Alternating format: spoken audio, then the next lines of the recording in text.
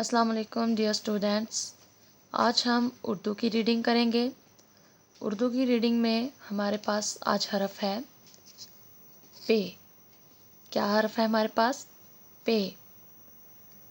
सब मेरे साथ मिलकर रीड करेंगे। पे से परिंदा, पे से पंखा, पे से पत्थर, पे से पाँव, पे से पतंग, पे से पुल, पे से पकाना। पे से परिंदा, पे से पंखा, पे से पत्थर, पे से पाँव, पे से पतंग, पे से पुल, पे से पकाना।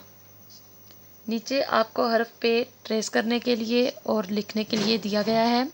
आपने इसको बहुत ही साफ तरह ट्रेस करना है और साथ एक लाइन आपको खुद लिखने के लिए दी गई है, आपने उसको खुद राइट करना है।